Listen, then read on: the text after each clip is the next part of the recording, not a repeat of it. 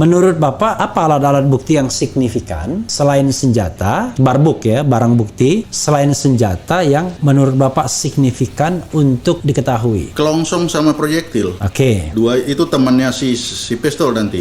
Ini dilewatin, nggak diingatkan, tapi sebenarnya krusial, menentukan. Iya, ini kalau saya dari awal kan menyingkap tabir lewat riwayat senjata. Iya, registrasi tadi Iya. ya. Karena sekarang sudah saya gelap. dengar cuma Pak Ponto yang ngomong begitu, yang Iya, lain gelap, Pak, gelap. Yang lainnya nggak ngomong soal registrasi kepemilikan senjata ya. Gelap sekarang. Kita hanya itu salah satu-satunya jalan untuk menelusuri jalan gelap ini. Itulah yang dari awal saya bilang, Pak. Sesuatu yang tidak seperti biasanya itu artinya ada sesuatu yang disembunyikan. Oke. Dari awal saya sudah bilang itu. Iya, iya. Kali ini polisi beda, tampil beda dengan sebelum-sebelumnya.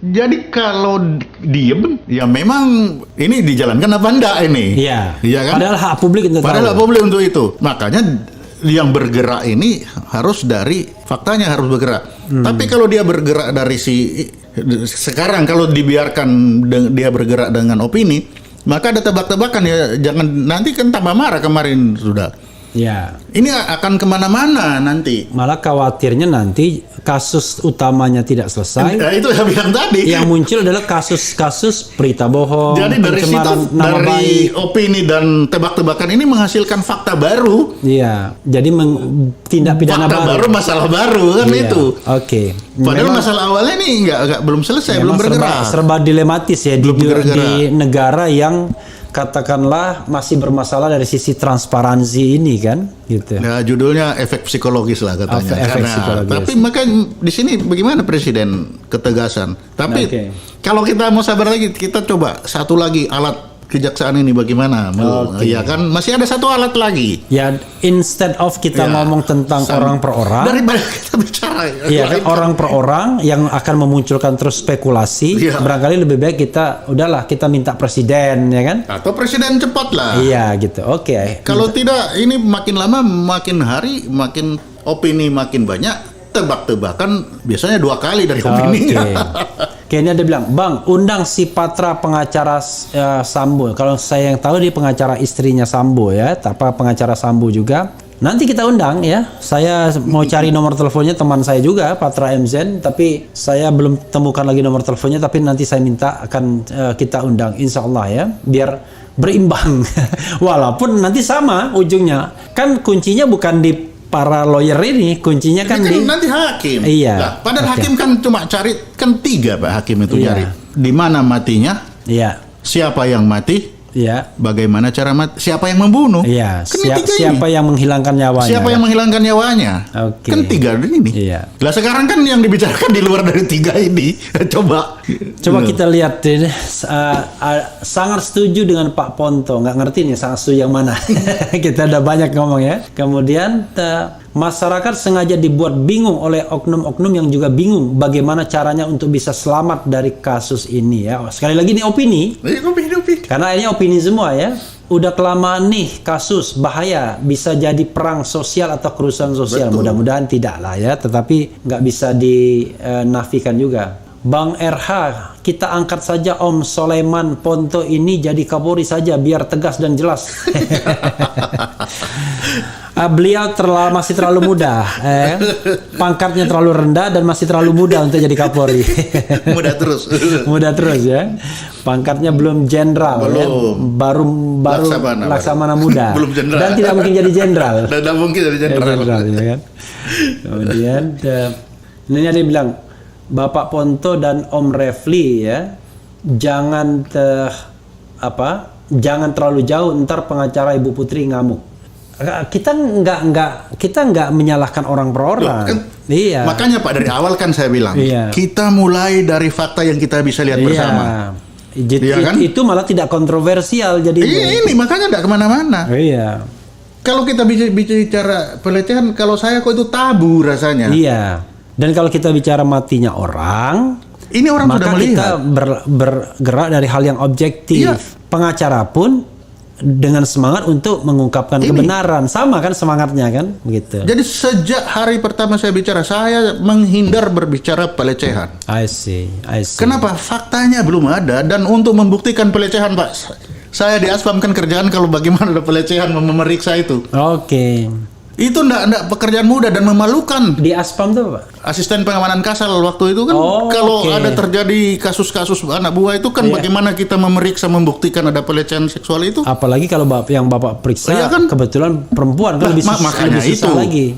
Kan bagaimana kita ada unsur psikologisnya. Ada psikologisnya, ada bagaimana bagi orang ini, makanya dari awal karena ini tidak ada faktanya, saya mengesampingkan itu. Oke, jadi kan kita mulai dari matinya orang. Dari matinya orang. Oke. Karena kalau tidak, bayangkan opini dalam pelecehan seksual itu kayak apa nanti orang kemana-mana itu. Tidak hanya opini tapi imajinasi, Pak. Nah, makanya nanti itu dari opini kan berimajinasi. Gitu. Padahal semua berimajinasi, nggak ada faktanya. Coba. Dan nanti akan muncul penghakiman kepada. Nah, yang celaka kan kesian. Belum itu, belum lagi turunannya, belum sampingnya. Itu penghakimannya, itu yang makanya kita tidak dari mau. awal saya tidak mau berbicara itu. Oke.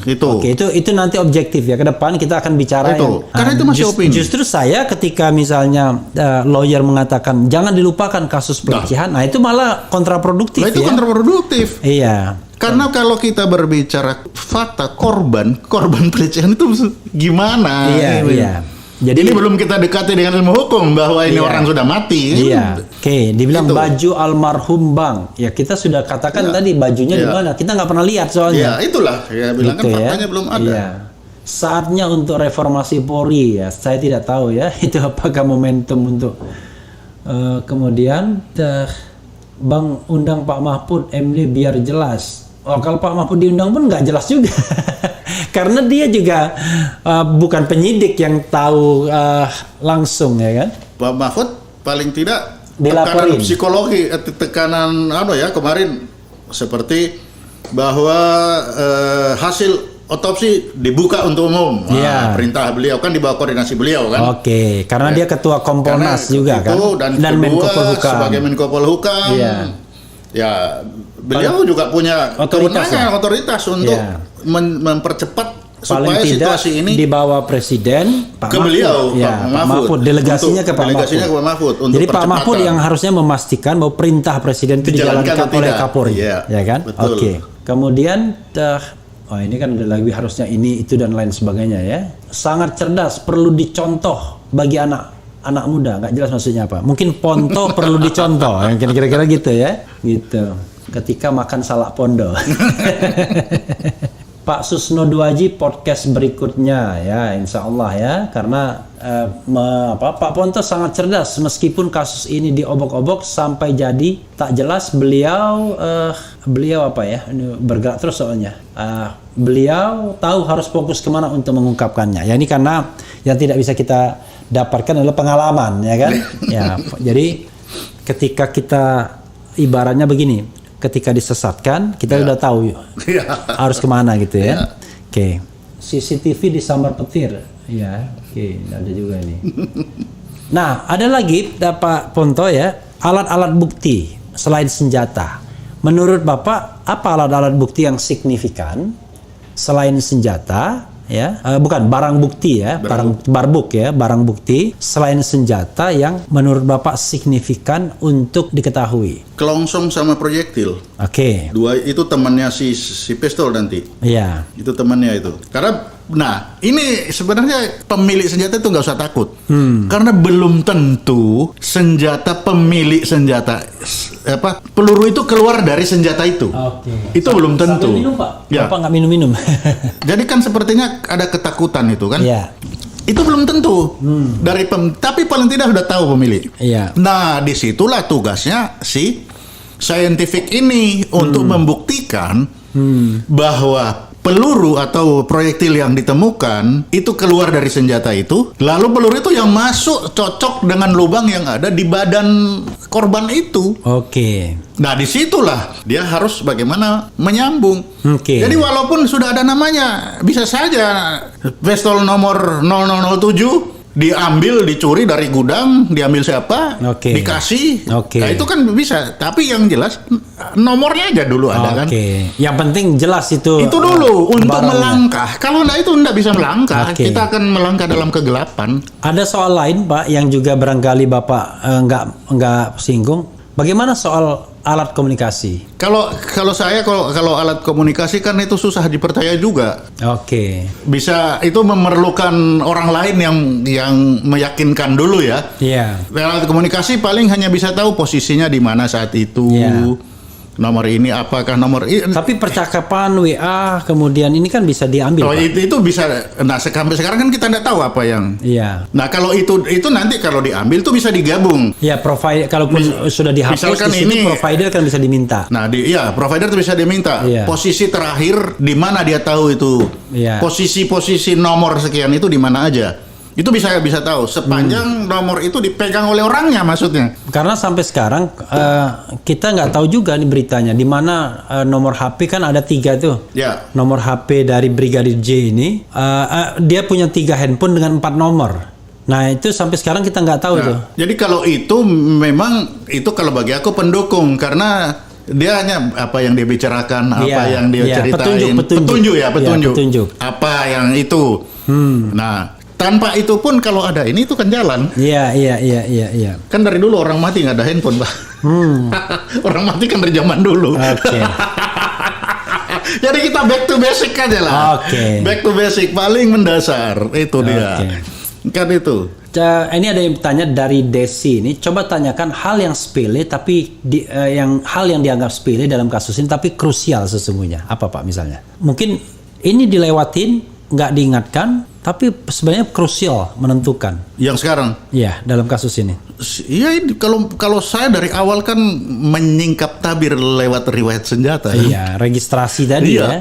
Karena sekarang sudah saya gelap. dengar cuma Pak Ponto yang ngomong begitu, yang Iya, lain gelap, Pak, gelap. Yang lainnya nggak ngomong soal registrasi kepemilikan senjata ya. Gelap sekarang. Kita hanya itu salah satu-satunya jalan untuk menelusuri jalan gelap ini. Oke, karena Itu. dulu waktu dalam kasus KM50 juga Pak, kan ada senjata yang disita. Tapi dari senjata yang disita itu kita tidak pernah tahu itu pemiliknya siapa. Nah, iya itu. Karena harusnya ada registrasi. Harus kan? ada registrasi. Tapi belakangan dibilang itu senjata rakitan. Awalnya senjata asli waktu press conference, tapi dibilang senjata rakitannya sudahlah. Nah, ini kan sejak awal sudah dibilang Glock. Nah, Iya, Glock. ini Glock Pak Golok. Lebih sulit cari golok loh Pak daripada Iya. cari Glock. Iya, kalau golok tidak terregistrasi. Nah, itu dia. Gitu. Maksudnya pemilik golok daripada pemilik Glock lebih, ya kan? lebih sulit pemilik Iya. golok. Pemilik Glock gampang. Oke. Nah, itu yang krusial ini kenapa kok susah? Padahal sejak awal itu gagah berani sekali Kapolres itu bicara waktu itu. Iya kan? Bukan Glock itu kata Bapak senjata raja-raja itu. Iya, Om, kalau di Bais saya sendiri yang pakai waktu itu. Oh, di Bais cuma Bapak yang pakai. Iya. Itu berapa peluru Pak Glock? 17. 17 peluru segede mana Pak? 9 mili besar Pak, kelingking ini. Oh, sebesar kelingking Ah, ya. Jadi sekelingking. kalau dia ditembak dari besar. kepala ya wajar aja hidung tembok gitu Iya. ya, hancur ya. Nah, tapi kalau di polisi katanya ajudan sudah pakai. Ya bagus lah kalau ajudan juga pakai. Oke. Kan begitu katanya. Itu Glock itu berapa Pak harganya Pak kalau sekarang kira-kira? Nggak tahu sekarang. Kalau saya kan tinggal pakai, nggak pernah beli. Tapi dulu berapa dulu kira-kira?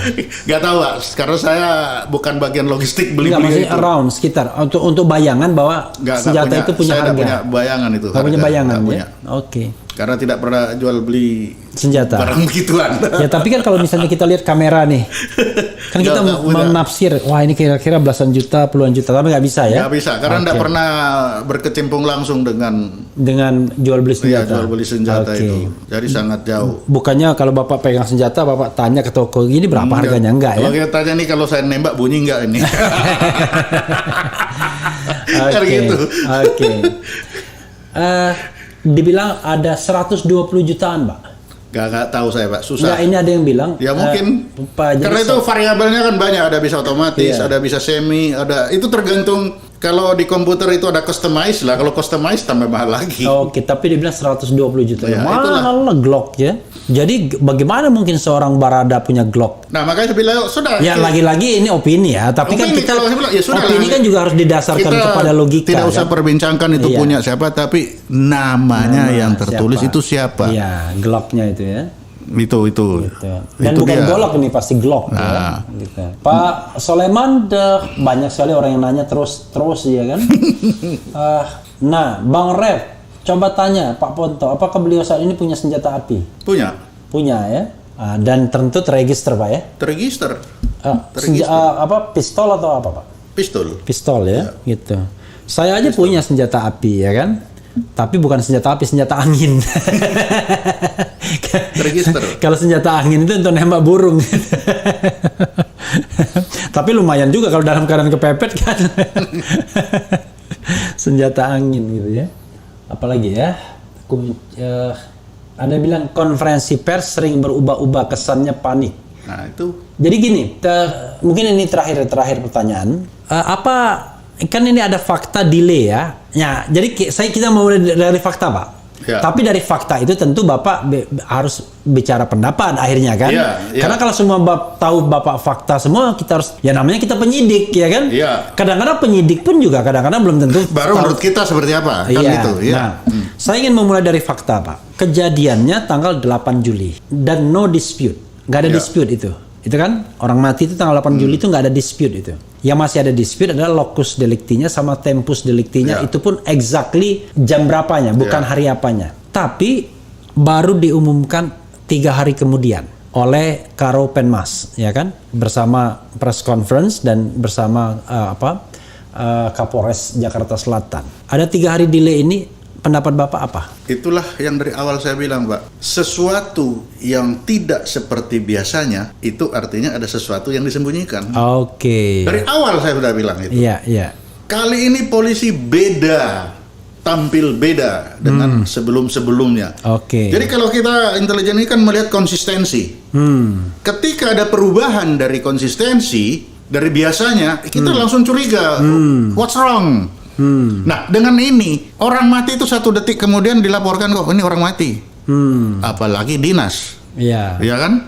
Apalagi matinya Apapun pokoknya dinas mati itu pertanggungjawaban Iya. perwira jaga hari itu, rumah sakit hari itu, semua itu langsung ini telah mati hari ini. Kalau 3 hari di otak intelijen itu langsung muncul what's wrong.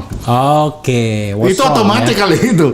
Karena dapat dia di luar dari kebiasaan. Sekarang Gitu. tanya logikanya, Pak.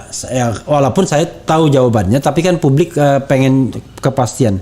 Logikanya kenapa kalau ada orang mati seperti itu harus diumumkan as soon as possible? Karena hanya orang mati dari agama saja Iya. kan harus segera dikuburkan. I see. Kalau dia beragama Islam. Iya. Kan itu pengumuman kemana-mana, dan selama ini begitu orang mati itu paling lama 1 detik itu sudah, apalagi zaman ada ini sekarang Iya. tidak pernah ada tertunda karena selalu orang tanya, begitu dikasih tahu pertanyaannya kapan matinya. Lantaran apa? Nah, ya Dua, kan lalu itu normatif, itu normatif. Iya kan. Sehingga begitu 3 hari, 3 hari yang lalu, kok 3 hari yang lalu ya? Oke. Kok saya nggak tahu ya? Kok ini nggak tahu ya? Nah, Oke. Even dalam keadaan normal pun, mati normal pun harus segera Tuh. dikasih tahu. Apalagi itu mati tidak apapun mati dalam normal pun itu begitu mati langsung langsung diumumkan. diumumkan. Dan itu biasanya betul-betul as soon as As soon possible. as possible.